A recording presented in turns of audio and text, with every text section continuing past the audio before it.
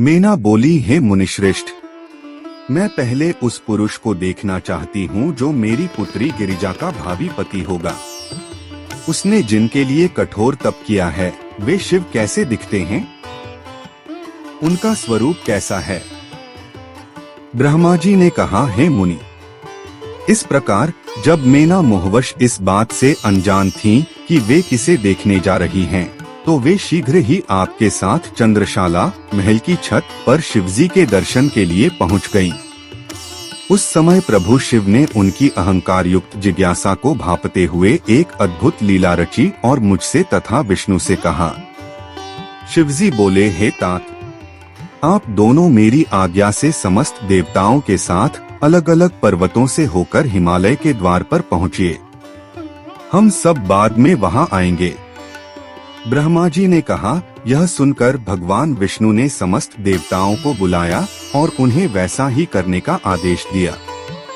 इसके बाद सभी देवता अपने मन को शिव में लगाकर अत्यंत उत्सुकता पूर्वक चल पड़े। हे मुनिवर, उसी समय शिव के दर्शन की प्रबल इच्छा से मीना आपको साथ लेकर महल की ऊंचाई वाली अटारी पर चढ़ गईं। वहां से आपने उन्हें इस प्रकार दृश्य दिखाया जिससे उनका हृदय चकित रह गया। हे मुनि, जब उन्होंने परम कल्याणकारी शिव की सेना को देखा तो सामान्य रूप से हर्षित हो उठी। सबसे पहले अत्यंत सुंदर वस्त्रों से सुसज्जित, आकर्षक और शुभ स्वरूप वाले अनेक प्रकार के आभूषणों से अलंकृत विचित्र वाहनों पर सवार विभिन्न वाद्य यंत्रों के साथ उत्सव मना रहे अप्सराओं और पताकाओं से घिरे हुए गंधर्व आए। उस दृश्य को देखकर मीना अत्यंत प्रसन्न हुई और उन्होंने पूछा, क्या यही शिवजी हैं? हे श्रेष्ठ ऋषि, तब आपने उनसे कहा, ये शिव के गण हैं, शिव स्वयं नहीं हैं। गिरिजा के पति शंकर जी ये नहीं हैं। यह सुनकर मीना सोचने लगी, यदि ये इतने सुंदर हैं तो जो इनसे भी श्रेष्ठ है वह कितना विलक्षण और अनुपम होगा। इसी समय उन्होंने मणिग्रीव आदि यक्षों की सेना को आते देखा, जिनकी शोभा गंधर्वों से भी दुगुनी थी। मणिग्रीव जो यक्षों के अधिपति थे, जब वे अत्यंत तेज और शोभा से युक्त होकर वहां प्रकट हुए, तब मीना उन्हें देखकर प्रसन्न होकर बोली, ये ही तो गिरिजा के स्वामी शिवरूप रुद्र होंगे। हे नारद, तब आपने उन्हें उत्तर दिया, नहीं, ये शिवस्वरूप रुद्र नहीं हैं, बल्कि शिव के सेवक हैं। उसी समय अग्निदेव वहां उपस्थित हुए। मणिग्रीव की अपेक्षा अग्निदेव की शोभा दुगुनी थी। उन्हें देखकर मीना ने फिर पूछा, क्या ये ही गिरिजा के स्वामी रुद्र हैं? तब आपने उत्तर दिया, नहीं। इसके पश्चात उनसे भी अधिक दिव्य और तेजस्वी रूप में यमराज वहां पधारे। उनकी अनुपम छवि देखकर मीना प्रसन्न हो गईं और बोली, क्या ये रुद्र हैं? तब आपने कहा, नहीं। उसी समय यमराज से भी दुगुनी शोभा धारण किए हुए पुण्यात्माओं के अधिपति निवृत्ति वहां आए। उन्हें देखकर भी मीना हर्षित होकर बोली, क्या ये ही रुद्र हैं? तब आपने स्पष्ट किया, नहीं। इसके बाद वहां वरुण देव प्रकट हुए। जब मीना ने देखा कि वरुण की शोभा भी निवृत्ति से दुगुनी है, तो उन्होंने फिर पूछा, क्या ये गिरिजा के स्वामी रुद्र हैं? तब आपने उत्तर दिया, नहीं। इसके बाद वायुदेव, जो पहले के सभी देवों से दुगुनी तेजस्विता और शोभा से युक्त थे, वहां पधारे। उन्हें देखकर मीना हर्षित होकर बोली, क्या यही रुद्र हैं? तब आपने कहा, नहीं। उसी समय गुह्यक गणों के स्वामी कुबेर वहां आए, जो वायुदेव से भी अधिक तेजस्वी और शोभायुक्त थे। कुबेर को देखकर प्रसन्न हुई मीना ने पूछा, क्या यही रुद्र हैं? तब आपने स्पष्ट किया, नहीं। इसी समय ईशान देव वहां पधारे। जब मीना ने देखा कि ईशान की शोभा कुबेर से भी अधिक है, तब उन्होंने पूछा, क्या ये ही गिरिजा के स्वामी रुद्र हैं? तब आपने उत्तर दिया, नहीं। इसके बाद उनसे भी अधिक दिव्य शोभा और तेज के साथ स्वर्गलोक के अधिपति, समस्त देवताओं में श्रेष्ठ और विविध दिव्य आभा से मंडित इंद्रदेव वहां उपस्थित हुए। इंद्र को देखकर मीना ने आशावान होकर पूछा, क्या यही शंकर हैं? तब आपने कहा, ये देवराज इंद्र हैं, शिव नहीं। फिर उनसे भी अधिक शोभायुक्त चंद्रमा वहां आए। उन्हें देखकर मीना ने पूछा, क्या यही रुद्र हैं? तब आपने कहा, नहीं। इसके बाद चंद्रमा से भी अधिक प्रभाव वाले सूर्यदेव वहां पहुंचे। उन्हें देखकर मीना ने फिर कहा, क्या यही शिव हैं? आपने उत्तर दिया, नहीं। उसी समय भृगु आदि महान ऋषि अपने अपने शिष्यों के साथ दिव्य तेजस्विता के साथ वहां आ पहुंचे। उनके बीच जब मीना ने बृहस्पति को देखा तो आशा से भरकर बोली, क्या यही गिरिजापति रुद्र हैं? आपने उत्तर दिया, नहीं। उसके बाद तेज का महान समूह और धर्म का मूर्त स्वरूप समान मैं ब्रह्मा, ऋषियों और अपने पुत्रों के साथ स्तुति करते हुए वहां उपस्थित हुआ। हे मुनि, मुझे देखकर मीना अत्यंत प्रसन्न हुई और बोली, क्या यही शिव हैं? तब आपने उत्तर दिया, नहीं। उसी समय संपूर्ण सौंदर्य और दिव्य तेज से युक्त श्रीमान मेघ के समान श्याम वर्ण वाले, 4 भुजाओं वाले, करोड़ों कामदेवों के समान आकर्षक पीतांबर धारण किए हुए, अपने तेज से प्रकाशित कमल के समान नेत्रों वाले, शांत और सौम्य स्वभाव वाले, श्रेष्ठ गरुड़ पर सवार, शंख चक्र आदि चिन्हों से युक्त, मुकुट और आभूषणों से विभूषित, वक्षस्थल पर श्रीवत्स का चिन्ह धारण करने वाले, अपार दिव्य प्रभा वाले लक्ष्मीपति भगवान विष्णु वहां उपस्थित हुए। उन्हें देखकर मीना की आंखें आश्चर्य से फैल गईं और हर्ष से भरकर वे बोली, निस्संदेह यही साक्षात गिरिजा के पति शिव हैं। तब हे नारद, आपने मुस्कुराते हुए कहा, नहीं मैंने, ये शिवापति नहीं हैं, बल्कि केशव विष्णु हैं।